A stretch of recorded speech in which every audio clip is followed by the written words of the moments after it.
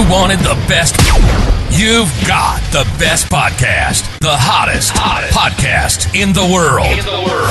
The Chris Voss Show, the preeminent podcast with guests so smart you may experience serious brain bleed. The CEOs, authors, thought leaders, visionaries, and motivators. Get ready. Strap yourself in. Keep your hands, arms, and legs inside the vehicle at all times, because you're about to go on a monster education roller coaster with your brain. Now, here's your host, Chris Voss. Hi, folks. It's Voss here from thechrisvossshow.com. There you go. Welcome to the Big Show, my family and friends. We certainly appreciate you guys coming by. Thanks for being a part of the Big Show. We certainly appreciate it. As always, we bring you the smartest people, the latest authors, Pulitzer Prize winners, CEOs, billionaires, governors, all those people that have been on the show, U.S. ambassadors, you name it. We've had so many great authors on the show, and they bring to you their amazing stories, their journeys of life, the stuff they've spent tens of thousands or sometimes a lifetime researching. If they're Hollywood people, they probably believe in those sort of religions where they've lived a few lifetimes of stories they're bringing you. So there's that. We haven't had any of those on yet, but there's still time. So anyway, guys, all we ask you for you in return is refer the show to your family, friends, and relatives. Go to goodreads.com/Chris Voss, LinkedIn.com/Chris Voss, YouTube.com/Chris Voss. Subscribe to the big LinkedIn newsletter and the LinkedIn 130,000 group over there that the show is named after. Anyway, guys, we have an amazing guest on the show as well. We always do, because we bring you the smartest guests, and none of them are me. I'm just some idiot with a mic. Christian Espinosa joins us. Everyone's like, yeah, we know that, Chris. Christian Espinosa is the author who joins us on the show today. He is the author of the latest book, The In-Between, Life in the Micro, that just came out December 12th, 2023. He's a multi-book author, and he's going to be talking to us about all the great stuff he's done. He's an entrepreneur that built and sold a cybersecurity company. He's a best-selling author, and he helps technical leaders improve their leadership skills with his proven 7-step secure methodology. He's also an adventurer and loves anything with a waiver. We'll have to find out what that means. He's also a renowned thought leader, best-selling author. Christian is a dynamic entrepreneur passionate about inspiring others to harness their innate wisdom, overcome perceived barriers, and summon the courage to reach new paths. His expertise extends to cybersecurity, real estate investment, outdoor wilderness survival, adventurous pursuits such as skydiving, mountaineering, and Ironman triathlons, with 24 triathlons and 2 7 summits under his belt. Jesus, he's David Goggins Jr. Christian epitomizes the spirit of transformative leadership and relentless exploration, and evidently he's a masochist. Welcome to the show, Christian. How are you? I'm doing well. Thanks for having me on. There you go. Thanks for the awesome intro. That's what we do around here. I was hopping around the camera and got a bit we got to edit. So welcome to the show. Give us the .com so we can find you on the interwebs. Yeah, you can find me on christianespinosa.com or my cybersecurity company on bluegoatcyber.com. There you go. So give us a 30,000 overview of your new book, The In-Between. My new book, The In-Between, is a focused memoir, I like to say. It's about where I've got things right and where I've got them wrong in the micro moments, I say. So I'm pretty focused. I've been focused on the macro thing, the big goal I've been trying to achieve or trying to get. And I think a lot of us get super focused on that. And we often ignore the micro moments between where we are and that big goal. So we kind of have blinders on. Mm-hmm. So my book is about where I've ignored those moments and screwed things up and where I've got them right. Because I think if you pay attention and have some intention behind the moments right in front of you, they can inform you that maybe this goal you're after is not really the goal you want to go after. And they can also add fulfillment to your life and improve your relationships as well. There you go. And is this based on do you cover cybersecurity in here, or is this more of a motivational book? I don't really cover cybersecurity. I have a couple stories from my first cybersecurity business because that was part of my entrepreneurial journey. Okay. But it's a little bit about my adventures with Ironman and almost dying on a mountain and skydiving and different things that have had an impact in my life. There you go. So what motivates you want to do some of these things? I mean, that's like we were joking with the David Goggins thing. That's a lot of self-abuse there. It is. The irony is I grew up in a very chaotic environment, very poor with a drug addicted mother. So at first I valued safety and stability. I joined the military. I got that. But then I realized that's not really who I am. I like to take risk, to do things like I mentioned the waiver where you could lose an arm or possibly die if there's like a waiver involved. I'm like compelled to do that activity. Yeah. So I realized like I had to shift. I kind of like lived this life that I thought I wanted because I didn't have it growing up, but it really wasn't me. So I shifted into taking risk, leaving a 9 to 5, doing the entrepreneur journey, skydiving, climbing mountains, doing things that kind of like fill my soul. So why do you find that fills your soul? What motivates you? What's the gear there? What motivates me about those activities is the growth. I think when you put yourself in uncomfortable situations, it forces you to do some introspection and to grow. And that to me is the appeal. There you go. It's not for everybody, but it is for me. Hey, I mean, that's what, David Goggins and other people who do this, whether you're growing physically, you're growing mentally.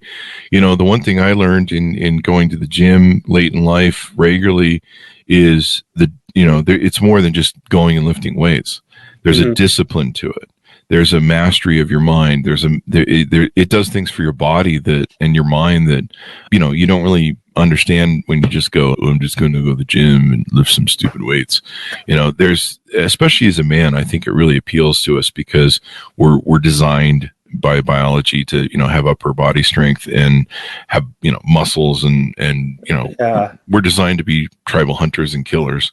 And so by staying in shape, by working out, by challenging ourselves, by pushing the limits, whether it's mentally or physically, the physical aspects of the gym, working out and doing events like what you're doing really test your ability. Discipline seems to have been my favorite word over the last couple of years, where, when I think about, slacking off or being a butt, I'm like, hey man, discipline, get on your stick. Discipline breeds happiness and freedom, they say. Yeah, it does. It does. I think that's, there's a quote that I think that I have on my phone that says that was it Jocko? Discipline equals freedom. Yeah. Yeah, it's something we used to say in the military quite a bit. So. Really? There you go. I think that's where, I think Jocko is from the military. Yeah, he's in a background. SEAL, yeah. And we've had Navy SEALs on the show, and I've read some of their books and read about Hell Week and some of the stuff that Navy SEAls do. And geez, that's a different kind of man than I am at this point. But God bless those guys. They're the people who stand between us and the darkness. So tell us a little bit about how you grew up. You've alluded a little bit to it, but tell us about some of the things that kind of shaped you.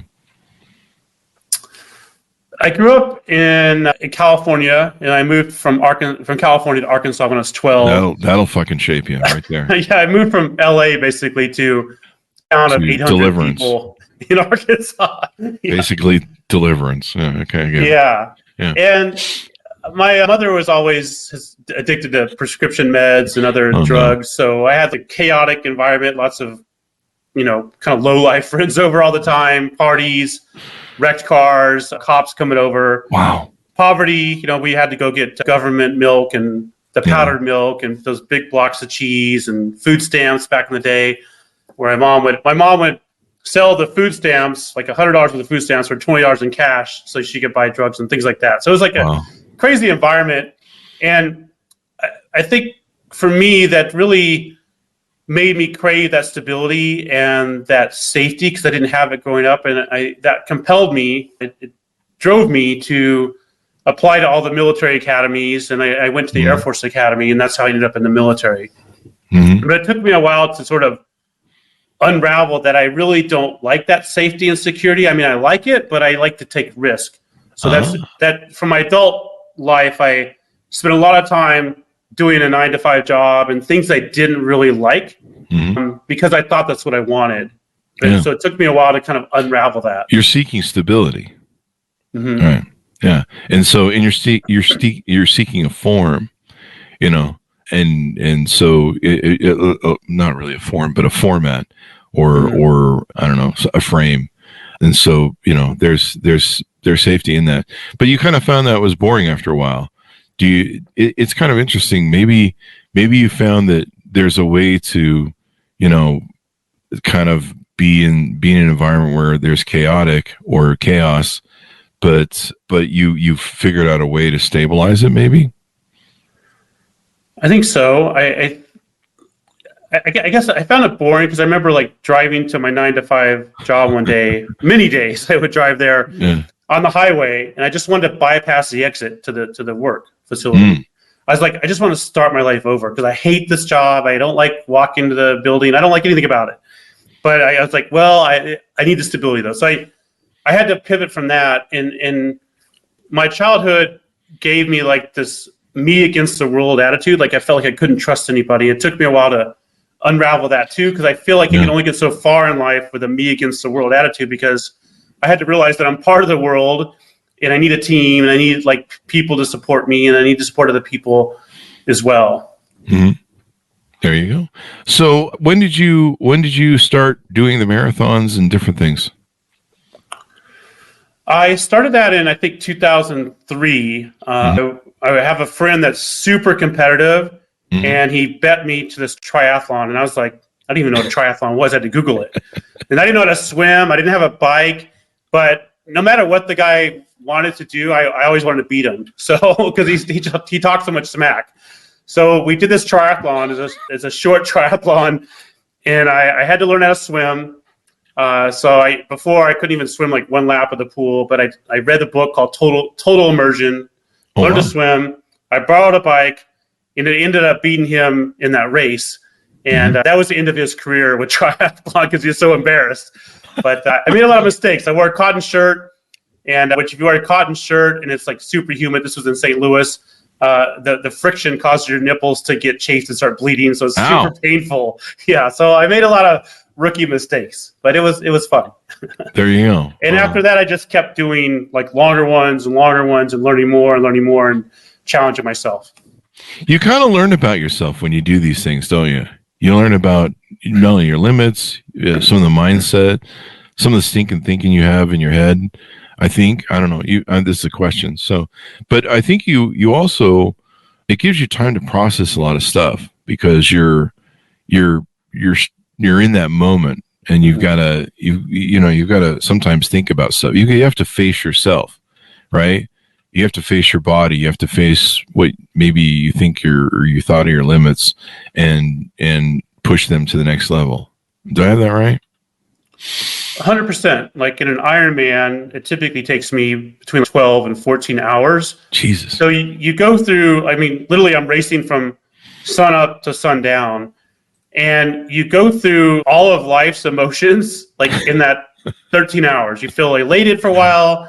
You feel miserable. I mean, there's been times I've been like in the fetal position, throwing up on the side of the road. Oh, geez. You just go through a lot of different things. And what I realized though is as long as you like keep moving forward, you'll start to feel better and things will improve. But often in life, if we hit a roadblock, we just kind of give up. So that's what I'm saying. It's a good analogy to life, but condensed into 13 hours for me. There's kind of a life lesson there, right? Keep moving. Yes. Keep learning, keep fighting, keep growing, keep trying to get to the next marker. Life is a story of survival, really, when it comes down to it. The universe is a survival game. Really, that's kind of how I look at it. It's a game of the fittest, and you've always got to be learning, always got to be growing, always got to be doing something different, and that's important. And the thing is, when you triumph over yourself using discipline and improve yourself, or learn something new, or overcome adversity or trauma, it's a whole lot better on the other side. And looking back, and you can look at your life and go, wow, I did some stupid shit when I was young, but man, I sure have gotten that mastered under effect. There's a story that I think you tell in the book about a car accident. Is that correct? That's correct. Yeah. Mm-hmm. Tell us about that. I had been working on the concept of the in-between, the book, for a while, and those micro moments. And I kind of wasn't sure I wanted to write about that. But then I flew back to St. Louis from, I think, Miami, and I was in a car accident where a truck T-boned a car in the intersection, and the truck was bounced back and hit me. But what I noticed about that accident, everything kind of went out of focus. Mm-hmm. And my girlfriend, who's a nurse, and me were the only two people that got out and helped in this intersection. Everybody else just sat in the car, like filming, getting frustrated on their phone. And the woman that was in the car was in shock. She had her arm looked broken. She was bleeding, glass was all over. And, we helped her. I helped the guy in the truck. We called 911. And for some reason during that accident, like all these dots about this concept of the in-between and the micro moments connected. And I felt like this inner calling, like this voice told me, like, this is what I need to write the book on. This solidified the doubt in my mind about this is what I need to write on. Mm-hmm. So something about focusing on one macro after another. Tell us what that means. To me, the macro is the big thing you're trying to accomplish. Mm-hmm. It could be like in the accident I just referred to, the macro was getting to dinner and then to my girlfriend's like family function. That was where we were going. But then this accident happened, which is a macro event, but it's in the micro in context of where we're trying to do.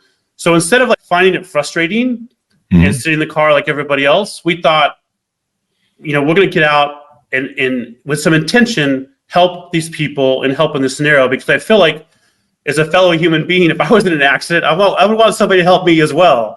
Yeah. But it's ironic that nobody else got out and helped. So it's, I think everyone else found it a distraction on their way to the thing that they defined as a macro, where I decided to embrace this moment, this micro moment in my life and add value to it.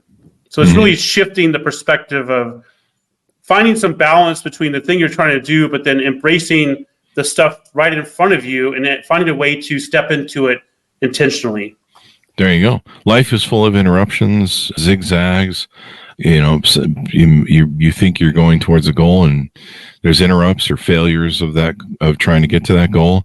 And if you're an entrepreneur, you're having to problem solve constantly. So there's all sorts of things that pop up. I was watching a TikTok from a guy who he's been selling jets for 40 years on TikTok, and he talks about jets and selling jets, and he talks about his life. And it was funny. I was watching him. He did a life in the day video I watched last night, and he goes, I've been selling jets for 40 years. And he goes, still to this day, there's the most unique problems that I've never seen pop up in deals that you have to overcome, problems you have to solve. He goes, it's 40 years. You would think after 40 years, you're like, yeah, I've seen it all. Right. But no, there's still like new weird shit that happens that you got to fix and you got to overcome and questions you got to answer. And, there's a million ways to jam up a deal. And I thought, that's really interesting, 40 years. And you'd think you'd seen and mastered it all, and you're like, nah, there's nothing new that can come at me I haven't seen before, and we don't know how to handle. But that's how life works. That's why I say it's a survival game. It's a marathon, kind of like what you're running. That's kind of what we're all running. It's a giant, really long Ironman marathon. It's a challenge of the physical. You get older and shit doesn't work anymore, and you're trying to get it to work. Why doesn't this work like it used to? Why can't I lose weight like I used to? Why does And so you're constantly in this game of survival, and some people fight it, and they're just like, I'm just going to sit here and pout, and maybe be like the people that you talked about in the traffic thing, where they're just like, I'm going to sit here and just be angry about this moment and how someone interrupted me on the way to my goal, and play victim. But you guys were being self-actualized, and saying, hey, how can we turn this moment, this macro, as you put it, into something useful? Yeah. There you go.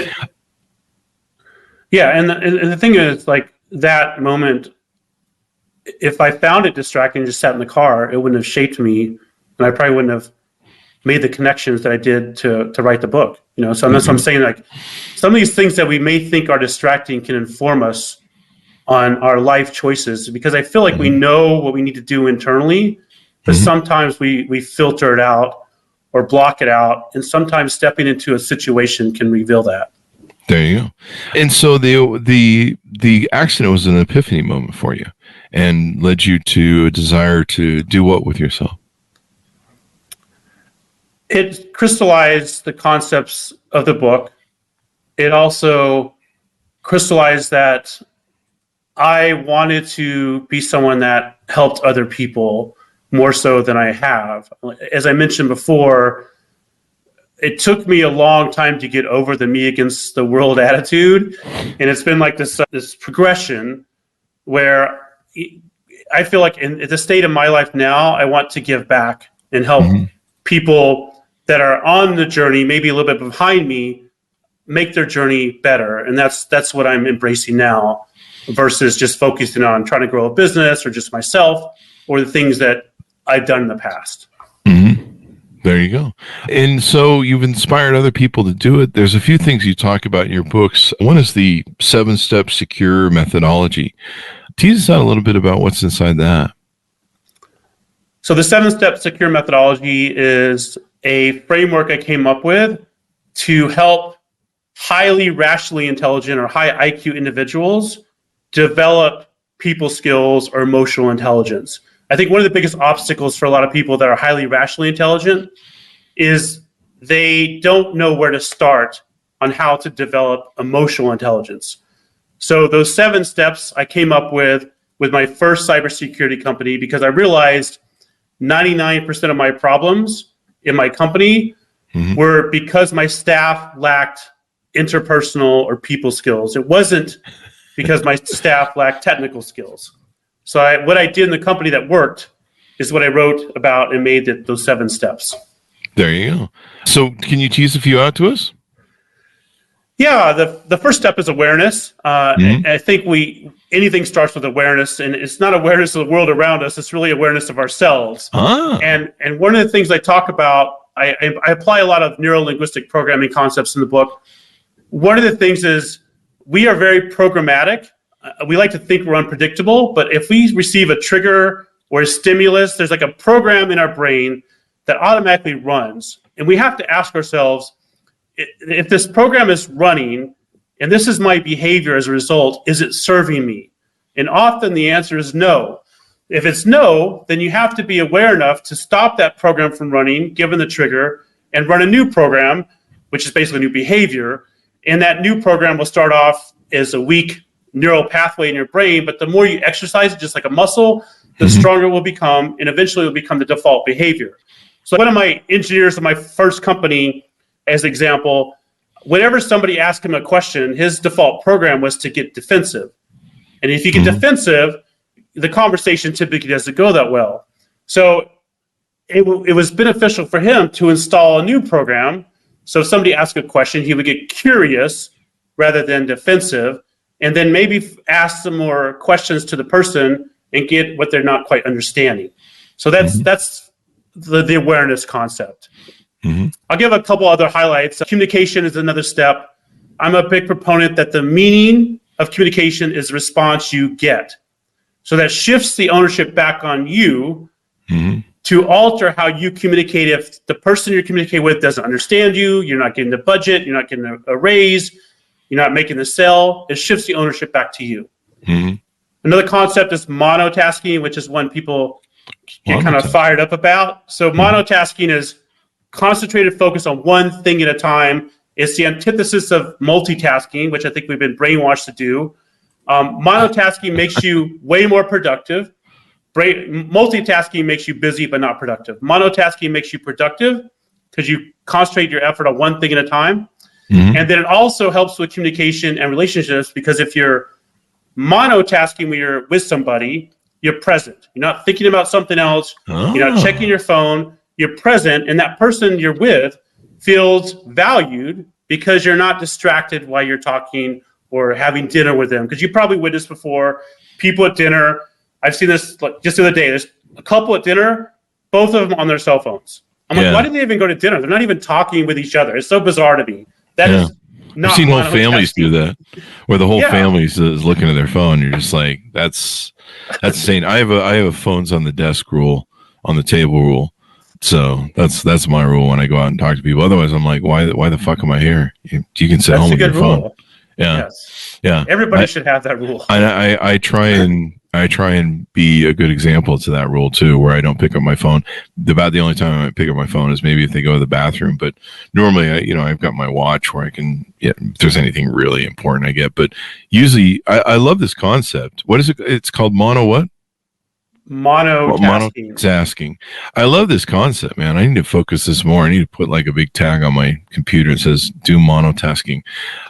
Do you turn off your phone notifications or the dings to help stay in that arena?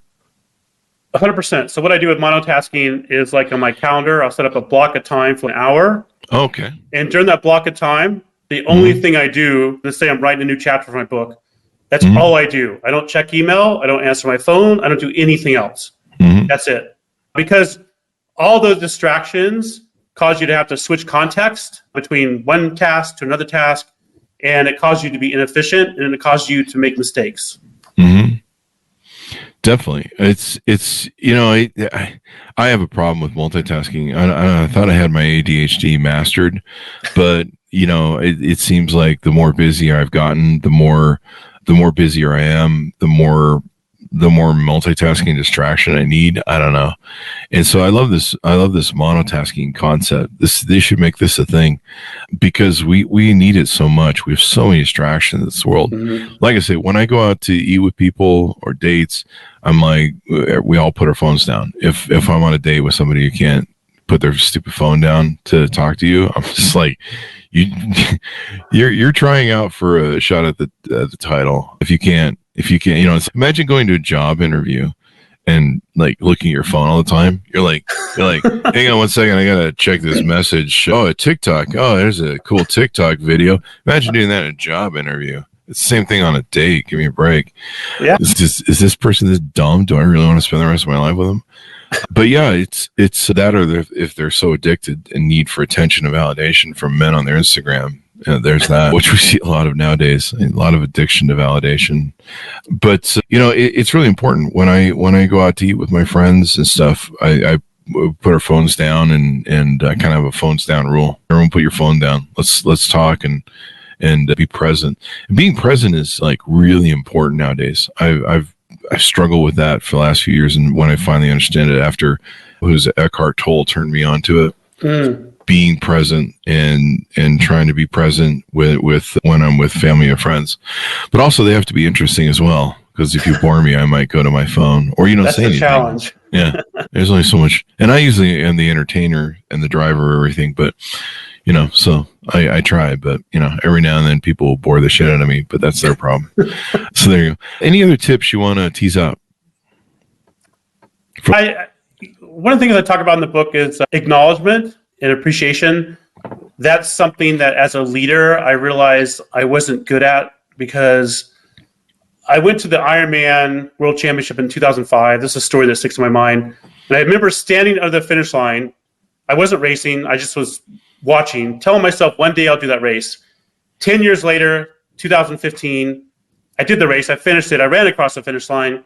And I never took one second to congratulate myself or pat myself on the back. I was automatically thinking about the next big goal to accomplish. Oh. And what I realized is if I couldn't appreciate myself for something that took me 10 years to freaking do, then I'm probably going to have a hard time appreciating my staff and acknowledging my staff. And that was true. So I had to reflect on that and then start appreciating my staff for things that they were doing, which were valuable things, but also realize that I needed to appreciate them in a way that they feel appreciated. You probably heard of the 5 love languages. We each, value a certain way of receiving things. Otherwise, we don't feel appreciated. Like my birthday was not too long ago, and my girlfriend got me some gifts. I don't like gifts. It's not one of my love languages. So it did not make me feel appreciated. And she should know this, but people like to give somebody the same thing that they value typically. But it takes a little bit of insight to realize what somebody really values in order to make them. I've had that from girlfriends where they give me what they want, really. Here's a sweater and hoodie that I'm going to just wear all the time. So, stuff like that. Yeah. Here's a new car with your money that I'm going to drive. Yeah, that's how it usually works out.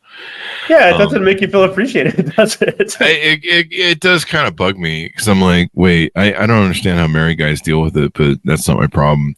But I'm just like, oh, you got me a gift with my money. Thanks. Wow, that's great. That's great. Is it really a gift at this point? How if you just cook a dinner? That'd be nice.